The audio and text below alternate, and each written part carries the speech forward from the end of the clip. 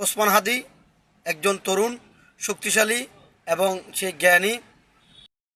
আজকে খুব গুরুত্বপূর্ণ একটা টপিক নিয়ে আমি আলোচনা করব। ওসমান হাদি জুলাই যে আন্দোলনের বর্ষা বিপ্লবের যে একটা সম্মুখের একজন শক্তিশালী একজন সৈনিক এবং তরুণ যোদ্ধা। বিশেষ করে যে 24শে গণ অভ্যুত্থানের যে পরবর্তী যে ইনকলাব মঞ্চের যে একজন প্রতিষ্ঠাতা এবং পরিচালক। তিনি সবসময় অন্যায়ের বিরুদ্ধে, ঝালের বিরুদ্ধে মজলুমের পক্ষ হয়ে লড়াই করেছিলেন। ঢাকার রাজপথ কাঁপানো একটি ছেলে, তরুণ যোদ্ধা। 24শে গণ অভ্যুত্থান পরবর্তীতে ওসমান হাদি আমরা সবাই চিনি, ইনকলাব মঞ্চের মুখপাত্র হিসেবে আছেন। যে সংসদীয় আসন, সেই আসনে তিনি স্বতন্ত্র এমপি প্রার্থী নির্বাচন করার জন্য তিনি সবসময় মাঠে ময়দানে ঝাঁপিয়ে পড়েছেন। এবং যে জুলাইয়ের যে আকাঙ্ক্ষা, যে গণমানুষের যে আকাঙ্ক্ষা, ছাত্র সমাজের যে আকাঙ্ক্ষা, এই দেশের লক্ষ কোটি প্রহিত জনতার এবং এই দেশের খেটে খাওয়া মেহনতি মানুষের যে আশা আকাঙ্ক্ষা, স্বপ্ন, নতুন বাংলাদেশ নির্মাণে শোষণমুক্ত, সামাজিক সুন্দর, সাম্য, সামাজিক ন্যায় বিচার, ইনসাফমুক্ত একটি কল্যাণ রাষ্ট্র গঠনের জন্য ওসমান গনি হাদি ভাই রাত দিন 24 ঘন্টা কাজ করে যাচ্ছে। আজকে সেই ওসমান গনি হাদি ভাইকে যে শত্রুরা, বিশেষ করে সন্ত্রাসীরা, যে গ্যাংস্টার, ঢাকার যে মাফিয়া চক্র, তাকে আজকে গুলিবিদ্ধ করছে। তো সেটা আমি তীব্র নিন্দা জানাই। ওসমান গনির মতো হাদি ভাইরা, তারাই এই জুলাই অভ্যুত্থান তারাই এনে দিয়েছিল। তারাই জালেমের জুলুম থেকে বাংলার জনগণকে, তাদের মতো হাজারো তরুণ যুবকেরাই রাজপথে ঝাঁপিয়ে পড়েছিল। তারাই মূলত আমাদেরকে এই অত্যাচারী জালেম যুদ্ধ, এই জালেম ফেসিবাদ সরকার থেকে মুক্ত করে আমাদেরকে শান্তির সুবাতাসে এই দেশের স্বতঃস্ফূর্ত জনতার বুকে হাঁটার জন্য একটি পডকাস্টের আমি খুব গুরুত্বপূর্ণ বিষয়গুলো নিয়ে মূলত আলোচনা করি। তো ওসমান গনি হাদি ভাই তৃতীয় প্রথম যে আমাদের যে গণ অধিকার পরিষদের যে কোটা সংস্কার আন্দোলনের নুরু ভাইকে আক্রমণ করা হয়েছে।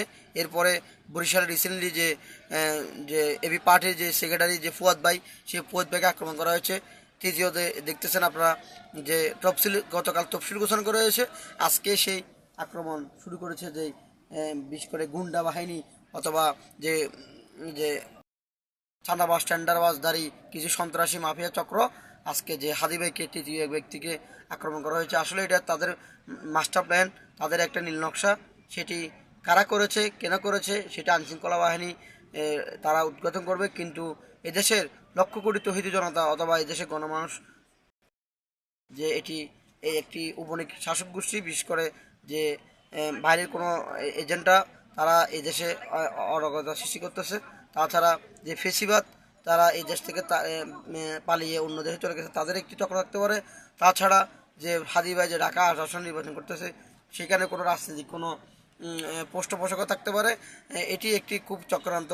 আমি বলবো যে অনতিবল যে সরকার, যে আসিফ স্যার, আপনি যে উপদেষ্টা আছেন, আইন উপদেষ্টা, এদেশের আমি মনে করি 48 ঘন্টা নয়, 12 ঘন্টা নয়, এই আমি মনে করি 1-2 ঘন্টার মধ্যে এইটার সম্পূর্ণ সিসিটিভি ফুটেজ এবং এটার যে মোবাইল লোকেশন সহকারে এই এরিয়ার মধ্যে আশেপাশে কারা ছিল। এবং সোশ্যাল মিডিয়াতে রিসেন্টলি কিছুদিন আগে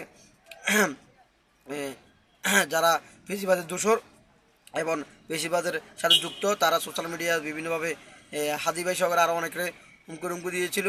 তো আমি মনে করি অতি শীঘ্রই এটি উদ্ঘাটন হবে। হাদি ভাই আমাদের মাঝে ফিরে আসবে। হাদি ভাই সুস্বাস্থ্য কামনায় এই দেশের আমি মনে করি যারা আছেন, বিশেষ করে জুলাই যোদ্ধা, তাছাড়া এই দেশের মানুষ যারা মুক্তিকামী, স্বাধীনতাকামী, এই শোষণমুক্ত সমাজ করতে চান, অন্যায়ের বিরুদ্ধে তারা যারা অত্যাচারিত ছিলেন, সবাই হাদি ভাইয়ের জন্য দোয়া করবেন। হাদি ভাই যাতে আমার বাড়ি ফিরে আসে, আবার সেই গর্জে ওঠে, আবার সেই তরুণ কণ্ঠে আওয়াজ তোলে। উনি একজন তরুণ এবং একজন জ্ঞানী এবং শক্তিশালী ওসমান গনি হাদি। ওসমান যুগে যুগে ওসমানরা ঝাঁপিয়ে পড়ে অন্যায়ের বিরুদ্ধে, তাবেদারের বিরুদ্ধে, অত্যাচারের বিরুদ্ধে। ওসমানরা বিজয় লাভ করবে। তো এই বলে সিগবি পডকাস্টের সংক্ষিপ্ত এই প্রথম পর্বটি আমি শেষ করবো। আবার দ্বিতীয় পর্ব আলোচনা করবো ওসমান গনি হাদি ভাইয়ের জীবন চক্র নিয়ে। তো ইনশাল্লাহ সবাই ওসমান গনি হাদি ভাইয়ের জন্য দোয়া করবেন, ইনকলাব মঞ্চের জন্য করবেন। ইনকলাব মঞ্চ জিন্দাবাদ, জিন্দাবাদ। ওসমান গনি হাদি ভাই সুস্থতা হোক, সেটির আল্লাহ সুবহানাহু ওয়া তাআলার কাছে আমরা সবাই দোয়া করবো। আসসালামু আলাইকুম।